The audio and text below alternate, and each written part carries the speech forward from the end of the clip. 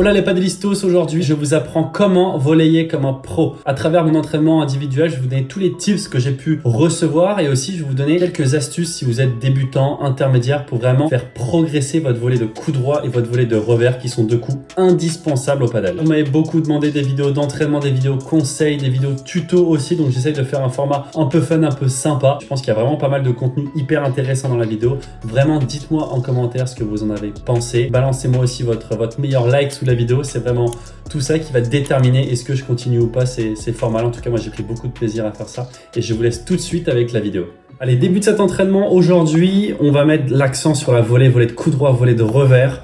Je vais à chaque fois décomposer chaque geste avec des conseils que je donnerai à des débutants intermédiaires et aussi à ce que Xavi me donne comme conseil, voilà, sur un niveau un peu plus élevé. Donc je vais essayer vraiment de toucher un maximum de monde. On commence comme d'habitude par le classique échauffement, un peu avant la vitre, un peu après la vitre. Ensuite, on finit par une volée et un coup du fond. Ça permet vraiment de s'activer. C'est un échauffement vraiment très efficace si vous êtes à deux. N'hésitez pas, ça fait monter la température. Vraiment, on fait un peu de tout. On commence par la volée de coup droit et vous allez le voir, je vais aussi commenter d'autres moments, mais il va vraiment vouloir que je mette beaucoup d'effets et que je privilégie la qualité de ma volée avec beaucoup d'effets plutôt que vraiment la puissance. Donc il va me demander d'avoir la pointe de raquette, la tête de raquette toujours très très haute pour vraiment venir glisser sous la balle et utiliser mon poignet pour vraiment sentir que je mets beaucoup d'effets. Pour un niveau un peu plus débutant, je vous conseillerais de vous focaliser énormément sur le bas du corps. Vous l'avez vu après ma prise d'appui, à chaque fois la jambe gauche va vers la balle. C'est hyper important de prendre appui sur cette jambe gauche avant la frappe, de garder forcément la raquette au-dessus de la main. Voilà, pour moi, c'est les deux conseils les plus importants. Et ensuite, je ne sais pas si vous le voyez, mais en fin de préparation, j'essaie de faire une petite pause à un niveau un peu plus intermédiaire. La pause, elle est vraiment importante pour pouvoir au dernier moment choisir est-ce que je la joue parallèle, est-ce que je la joue croisée, est-ce que je la joue au milieu. Voilà. Autre petite chose que vous pouvez voir, mon bras droit, à chaque fois à la frappe, il va venir s'écarter pour vraiment donner encore plus de vitesse à la balle. Là, il me demande de vraiment, avant la préparation, d'avoir vraiment cette tête de raquette très très haute et de sentir que vraiment je viens bloquer mon poignet jusqu'à la préparation pour ensuite... petit amorti que je rate, pour venir ensuite déverrouiller mon poignet pour passer sous la balle. C'est vraiment très très important. Envoyer cette pointe de raquette vers l'avant et surtout vers le bas. Autre chose aussi qui est important, et ça va un peu avec tout le travail des jambes, c'est vraiment d'emmener le poids du corps où vous voulez envoyer la balle. Soit croisé, soit à longue ligne, mais vraiment vers l'avant. Et là, on passe sur la volée de revers. Il me demande où je veux jouer en volée de revers. Il y a 3 zones pour moi qui sont hyper importantes, en tout cas pour un gaucher à droite. Un droitier à gauche, c'est un peu la même chose. C'est de venir la toucher tout simplement en parallèle, venir la jouer très vite dans les pieds croisés, ou venir juste la glisser avec beaucoup d'effet dans la grille. C'est ce qu'il me dit de faire. Il me dit de mettre un peu moins d'amplitude, tourner beaucoup moins les épaules quand je veux juste la toucher devant. Là, on voit que je tourne encore beaucoup les épaules. À mettre un peu plus de préparation quand je vais venir la jouer très vite croisée. Et ensuite, quand je vais toucher la grille, mettre beaucoup plus d'effet pour que la balle reste très très basse et qu'après la grille, elle vienne tomber directement. Voilà, il veut vraiment que je vienne la toucher. C'est hyper important d'enfermer le joueur en face de soi, un peu dans le coin, avec une balle un peu morte qui ne vienne pas prendre beaucoup de rebonds. Celle-là, elle est très très bien jouée. Et après, par contre, jouer très vite, très fort, croisé. C'est les 3 zones, c'est les 3 meilleures zones que je dois essayer de trouver avec mon revers, avec ma volée de revers, ça c'est sûr. Et c'est des zones que j'aime plutôt bien jouer. Alors c'est difficile de jouer très très vite, croisé dans les pieds. Voilà, souvent ça m'échappe un peu. Mais en tout cas, j'arrive beaucoup mieux à pouvoir la poser juste devant ou venir la couper vraiment croisée. Là, il veut qu'en fait je vais mettre moins d'effet sur ma volée croisée forte dans les pieds. Donc la première, on la pousse très bien. Et la deuxième, on vient la jouer beaucoup plus à plat pour en fait prendre vraiment de vitesse l'adversaire dans la diagonale. Et là, on voit que c'est déjà beaucoup mieux.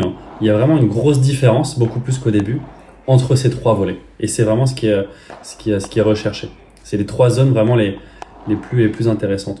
Pour les plus débutants, je vous conseillerais vraiment d'avoir une préparation sur le côté avec une tête de raquette assez haute et surtout de ne pas trop venir tourner les épaules. Plus vous allez venir tourner les épaules, plus votre plan de frappe sera reculé.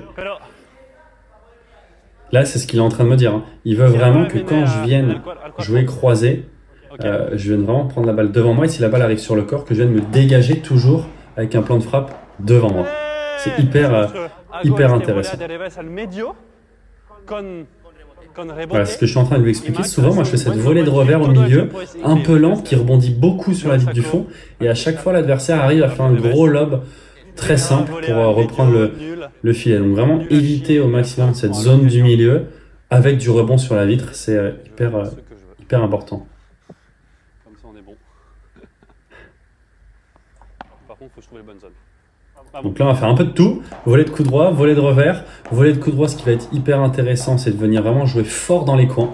Aujourd'hui, on essaye d'être vraiment très percutant. Il y a aussi la volée plutôt lente au milieu, mais là, on va essayer vraiment de faire mal avec la volée de coup droit. Donc venir jouer fort dans les coins avec beaucoup d'effets.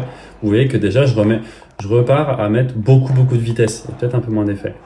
Et quand la balle arrive volée de revers, j'essaye en fonction de la balle, de varier avec mes 3 zones, soit la grille, soit fort croisé, soit vraiment venir la pousser pour enfermer le joueur devant en parallèle. C'est quand même pas si mal. Ok. Le corps va où je veux envoyer la balle. Ouais, et là, il accentue vraiment sur le fait que mon corps aille dans la direction d'où je veux envoyer la balle. C'est hyper important pour vraiment garder un contrôle et mettre tout le poids du corps dans cette balle. Et là, on voit qu'en volée de coup droit, je fais vraiment mal, c'est cool. J'arrive à trouver les 2 bonnes zones avec la même préparation, c'est hyper important. Et encore une fois, il trouve que ma pointe de raquette à la frappe, elle passe vraiment bien quand je vais la jouer croisée. Par contre, quand je veux venir la jouer décroisée, donc plutôt dans la diagonale, là, elle passe beaucoup moins. Donc, il me force vraiment à sentir la pointe de raquette qui passe vraiment devant moi. C'est pas facile. J'ai l'impression d'avoir une meilleure volée de coup droit. Par contre, techniquement, il y a 2-3 trucs où j'en chie encore. Ok. Dernier exercice, il va me faire pas mal de volets. Il veut vraiment que je mette tout ce que j'ai au filet. Et à un moment donné, il va me lober. Je dois pas attendre le lob. Je dois vraiment être très percutant au filet. Essayer d'en mettre beaucoup, que ce soit en volée de coup droit ou volée de revers. Et après, avec le smash, revenir très vite après le smash pour vraiment détruire la balle avec une volée. Là, vous voyez, ma qualité de volée est vraiment mieux. Je mets beaucoup de vitesse et surtout, la balle reste très basse. Super vibora dans le mur. Et après, je reviens très vite pour en mettre. Évidemment, si la balle est haute, je vais venir la jouer beaucoup plus à plat. J'ai une tête de raquette assez haute. C'est plutôt pas mal. Ce qui est beaucoup plus dur quand on a de l'incertitude, c'est de garder les bonnes zones, techniquement les bonnes choses, de ne pas mettre trop de préparation. Et c'est pas si simple. On voit vraiment, je trouve, la différence entre les 3 volées de revers et la volée de coup droit où vraiment je suis très agressif. C'est si dur de continuer à faire ça quand on est un peu fatigué. Ouais, c'est ce que je suis en train de dire. C'est très dur quand on est dans le dur physiquement, de continuer à en mettre beaucoup. Et c'est vraiment ce qui est le plus important, c'est de vraiment mettre beaucoup d'intensité avec les jambes. Ça part toujours des jambes jusqu'à la frappe, jusqu'à la main, pour toujours avoir un plan de frappe bien devant et rester hyper compact à la frappe.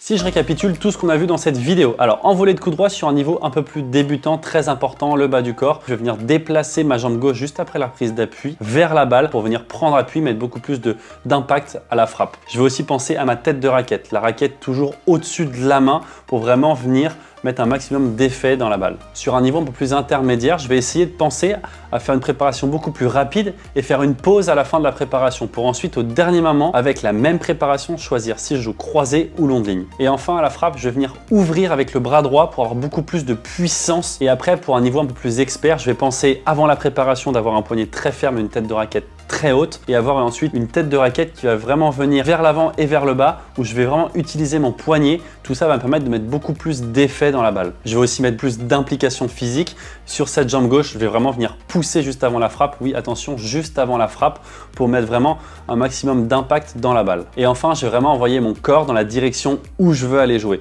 croisé ou long de ligne. En tout cas, le plus important, ça va vraiment être de privilégier la qualité plutôt que juste de la puissance où la balle va vraiment rebondir dans les vitres et va être très facilement défendable. Sur ma volée de coup droit, je vais vraiment essayer de faire mal. Donc, je vais essayer de jouer vraiment les 2 coins. Et après, il y a une balle qu'on n'a pas trop vue, c'est la volée très lente au milieu, très travaillée, où je vais essayer de mettre un minimum de rebond sur la vitre du fond pour vraiment déplacer les adversaires. Au niveau du revers, ce qui va rester quand même très important dès le début, c'est d'avoir toujours une tête de raquette plus haute que la main. Et ensuite d'adapter la rotation des épaules à la vitesse qu'on veut donner. Si je veux juste enfermer mon adversaire parallèle ou si je veux jouer très croisé mais plutôt lentement dans la grille, je vais pas mettre beaucoup de rotation, je vais vraiment juste préparer devant moi et avoir un plan de frappe vraiment devant. Au contraire, si je veux jouer beaucoup plus vite, plutôt croisé dans ce cas-là, je vais venir mettre beaucoup plus d'amplitude et venir jouer très vite dans les pieds de mon adversaire. Et là encore une fois, le bras droit va vraiment me servir à donner de la vitesse. À la frappe, je vais venir tirer ce bras droit vers l'arrière pour donner encore plus de vitesse dans la balle. Et à un niveau un peu plus expert, je vais vraiment avoir des zones très précises en tête et surtout,